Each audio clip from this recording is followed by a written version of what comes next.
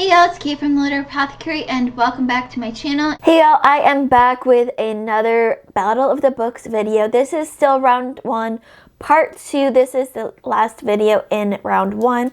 I split it up into 2 videos because when I did this last year, there were a lot more books that were included in this. And so I think I had like 2 or 3 rounds and 2 or 3 parts in round 1. And I did not expect it to be so short this time. But, I mean, it's so good. It gives me time to expand when I want to on certain books. And gives me time to think about these results. Because whoever wins these in the first round, move on to the second round. And whoever doesn't win, that's the end of the story for them. So, I'm going to jump right into our first matchup.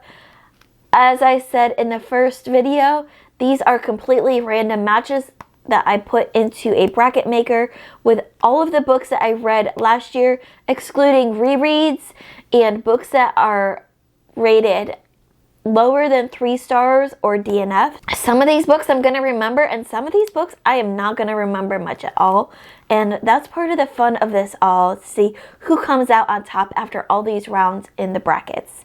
So, like I said, these are completely random matches and random, semi-random going forward. I do not put any kind of order into this. I put them into the program and the program tells me which matches are next. So our first matchup is Royal Assassin by Robin Hobb versus How to Seal Your Own Fate, which is book 2 in the Castle Knowles files. And so we have a classic epic fantasy versus a murder mystery that just has me gripped from page to page. Although Royal Assassin was my favorite book in the Percy trilogy, I did not enjoy it as much as I enjoyed How to Seal Your Own Fate. So I'm going to give this round How to Seal Your Own Fate. Sorry for any Rob Hobb fans out there. Next up we have Blood Rites, which is a Dresden Files series book, versus How to Solve Your Own Murder, which was actually the first book before How to Seal Your Own Fate. This is a hard one because I love Dresden so much, but I really loved those How to Your Own stuff. Let me think for a second. I'm going to go ahead and say I think I've already passed on one Dresden to round 2, and I don't remember which Dresden book this is.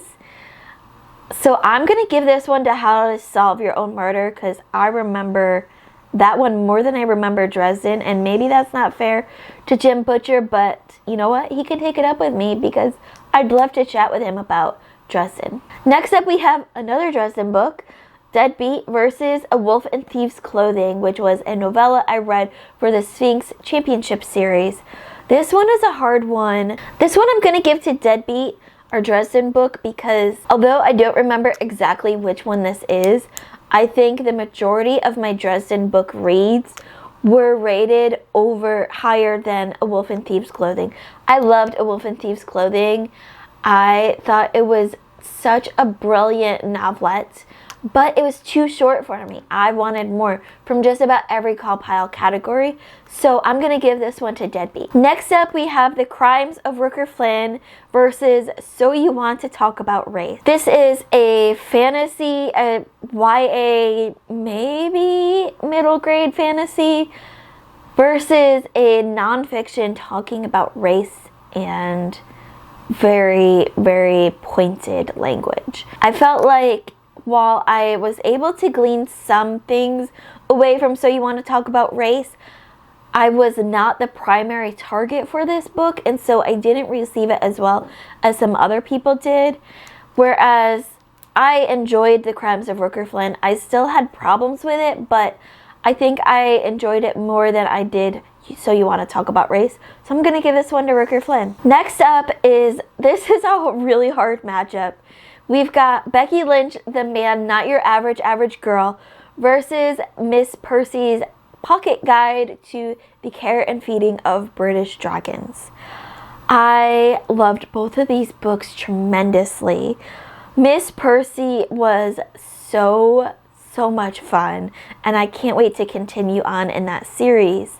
But the Becky Lynch book just furthered my fandom for Becky Lynch and WWE wrestling. Becky Lynch, as I said in my review for that book, is one of my all-time favorite wrestlers, one of my favorite female wrestlers. I have merch with her face on it. I have merch, I think this is my Seth Rollins shirt, who is her husband and also one of my favorite wrestlers. And this book just furthered my fandom and also gave us glimpses into Becky Lynch's life and pro wrestling in general that you don't normally get to see. And so I'm going to give this one to Becky Lynch, which I know John won't be surprised, but some of you might be surprised because you don't know just how far my fandom goes for that. Next up, we have Next Year in Havana versus Master of Sorrows. This is a historical fiction book that takes place in Cuba and Miami versus Master of Sorrows, which is a fantasy, little bit grimdark, maybe YA, I think. I'm gonna give this one to Master of Sorrows because I was really intrigued by that one, and I want to read more in that series, definitely. Whereas Next Year in Havana, I enjoyed it, and I might continue with that series, but I think the Master of Sorrows series would take precedent over the Next Year in Havana series. 2 matchups left in this video. And round 1, we have Evershore by Brandon Sanderson versus Exhalation by Ted Chiang. This is a YA science fiction versus a short story collection where a lot of the short stories went completely over my head. I loved what I did understand in my reading of Exhalation. All the stories that I did understand, I loved it. But there were more that I didn't understand fully, and so I didn't get the full appreciation of Ted Chiang's writing. So I'm going to give this one to Evershore because I love that series so much. And Brandon Sanderson fans, cover your ears right now, but I'm going to say this out loud for everyone to hear it. The Skyward series is so far my favorite series I've read by Brandon Sanderson. I've only read 2 full series, Skyward series and the Mistborn series. Well, I haven't even finished the Skyward series yet. I think I have a couple more books left. But what I have read so far in the Skyward series and Era 1 of Mistborn, I like Skyward much more. I read 1 book in the Stormlight Archive series when I was recovering from my surgery, and from what I've heard from people, and one person in particular who knows my reading style and my reading preferences, I've actually DNF'd that series and moved those books over to my on-haul piles. I was told that it's not worth it. If I'm only at book 1, it's not worth continuing where it went in Wind and Truth. So I'm going to give this one to Evershore. And then our last matchup for round 1 is Towers of Midnight by, I believe this is one of the ones that Brandon Sanderson helped write. Brandon Sanderson and Robert Jordan in Wheel of Time versus The Anatomy of Fear. And I really enjoyed the Towers of Midnight. I think that was one of the ones I enjoyed more than others. But The Anatomy of Fear was just so different. It's a short story collection of horror and grimdark short stories. And it was so different than anything I had ever written. And it has one of my favorite authors, one of my favorite indie authors. It's all indie authors, by the way. But The Anatomy of Fear has one of my favorite indie authors, Crystal Matar, and we got a short story from their series that I just want to eat up everything I can from that. So I'm going to give this round to The Anatomy of Fear. And that is it for round 1. I will be back again with round 2 where all these books are going to be matched up against each other now, or some books that got buys in the first round. And we'll have some more matchups. Let me know in the comments below which ones surprised you the most and which ones would you have agreed with if you had to do this. As always, keep reading, and I love you all to the moon and back. Bye.